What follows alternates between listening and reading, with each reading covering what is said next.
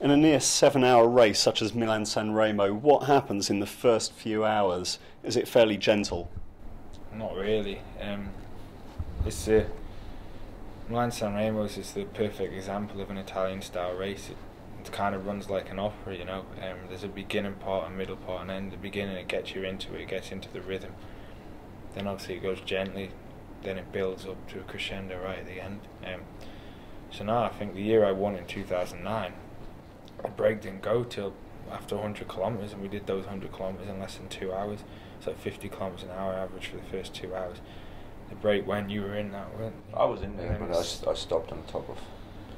Then it settles for the next couple of hours, and then it starts once you hit the coast. It starts building up. You hit the climbs, and then the race starts getting faster and faster progressively. So by no means it's gentle the first bit.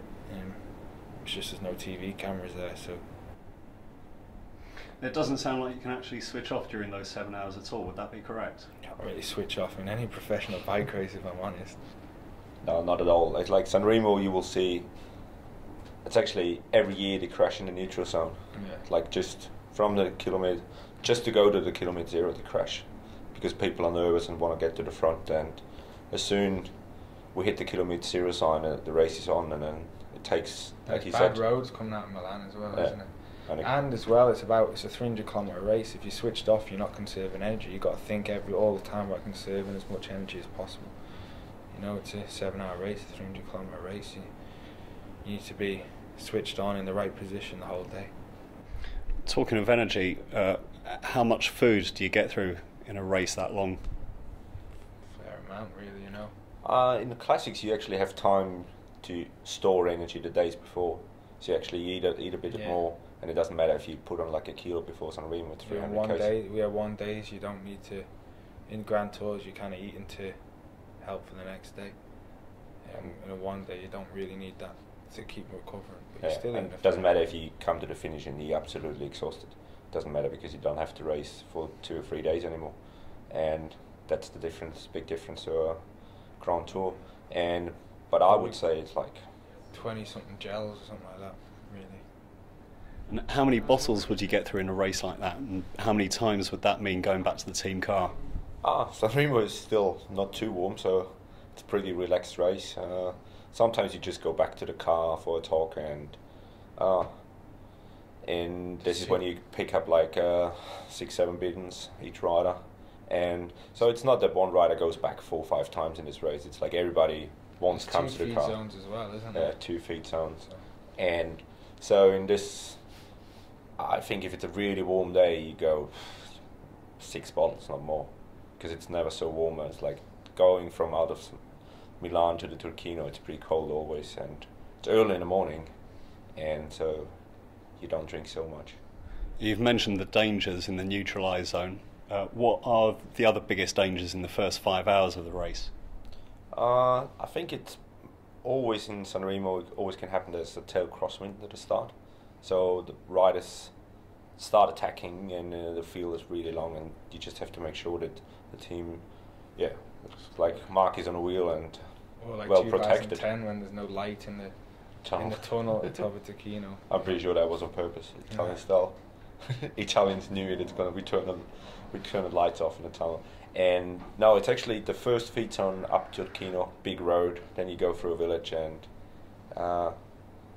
it's always a bit wet there, wet roads, and there's always crashes. There's a bit like big side walls. There's always big crashes into them side walls, isn't there? And hectic. It's just hectic because everybody wants to have a good position. Turquino's the highest part of the race. You know, it's not on TV. It's before the real big race starts. But the highest point in the race, it's a climb actually, isn't it? It's not the hardest climb, but people want to race up there to be with the first riders on top, so they can descend easier on. We can take it a bit easier in the downhill, and this is what makes it special. The Turquino, everybody just races till you hit the tunnel, and when you come out of the tunnel, people take the jackets on. But when you're too far back, then it's going to be a really fast and dangerous downhill for you. Is it fair to say then that the real racing starts on Turquino? No. The real racing starts when you hit the coast. That's the point where you can't, like Bernie just said, you want to be at the front for the descent to the coast. It just makes it easier, less stress for you to save energy. But then once you hit the coast, you turn right, then the real racing starts. You've got about 50 kilometers to Limani, and then I think this is the moment.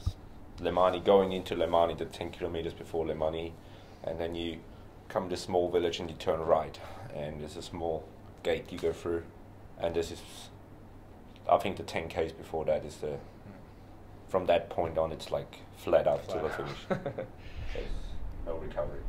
Question more for you, Bernie. What's your biggest concern when you're looking after the race favourite? It's actually the tactics. Well, what's the plan? What's the plan in San Remo? Who's at the start line? Is Katyusha gonna bring just climbers or whatever, or like people who will attack on the last climb, or let's mention another team. Like we always had, like Pippo Pozzato was trying to make the race hard so he will get dropped on Durkino or Le Mani, and this is always what you have to find out before. It's like, what is the plan? Who's at the start line and what the teams have in their mind? Is there a plan B, or they just go for one, like we do? There's plan A and we stick to it. Roughly, what is your power on the Cipressa and the Poggio? Too high. You average close to 500, like, don't you? But it's a different kind of power. It's like really, because there's so many switchbacks, it's a really accelerate, then freewheel, accelerate, freewheel. It's a weird type of climb, you know, and there's big gears and that. Yeah, it's just so fast that you just, and for him it's like you just sit on a wheel and you just head down, and sometimes you just close your eyes because it hurts so much, but you know you have to stay on the wheel. And yeah, it's the riders try to make it hard as possible, but like we saw in the last years, the speed is so high up the climb that nobody really rides away anymore. What kind of gear would you be using going up those climbs? Switching even between your big ring and your little ring. It's just changing gear constantly. Like I said, the accelerations you're making, constantly, you can't just sit there in a rhythm. You try to, but then something will happen, and you can constantly shifting gear to try and stay with the same cadence, even though you're changing speed like every other second, you know. A descent of the Poggio is obviously very dangerous, so you're probably not looking at your speedo, but what kind of speed do you reckon you're hitting on the way down? I think 80 is the max. It's not a really high speed downhill, it's just a lot of switchbacks, technical, and you're doing a bunch sprint out of every single corner.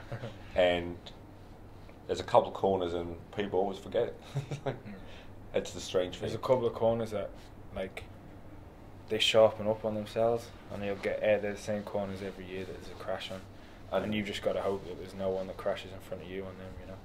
And the thing is, like, you're absolutely on the limit, and the corners all look the same. So sometimes you know there's a dangerous corner coming up, and then you pass the corner and you think, oh, that was the dangerous corner, and then you come into the next one, but it was the next one. So you always have to be really aware of what's coming up next, and if there was a crash before you. Rain or headwind, which is harder in Milan-San Remo? Rain. Headwind is best in Milan-San Remo because they go slow up the climbs then, you know. Yeah, and rain's horrible. They're nasty roads. They're roads that, like, they create like a shiny surface in the wet. And it's pretty dangerous, especially on the descent, you know. You can't really lean it over like you want to, and even on the flat, you get one person touch their front brake on a roundabout. There's a lot of roundabouts, like you've got big lead outs into all the climbs, and when you go through towns with lots of roundabouts in, you get one person touch their front brake there and the whole peloton comes down. It's like in Barrier, you go with through Imperia, there's roundabouts, and then you have like a small road that's like maximum 2 meters with pavement on the left and right, and this is like that's just after two people next to each other, and that's what makes it long. But a perfect weather would be 15 degrees, tailwind at the start, till we hit Poggio and then headwind.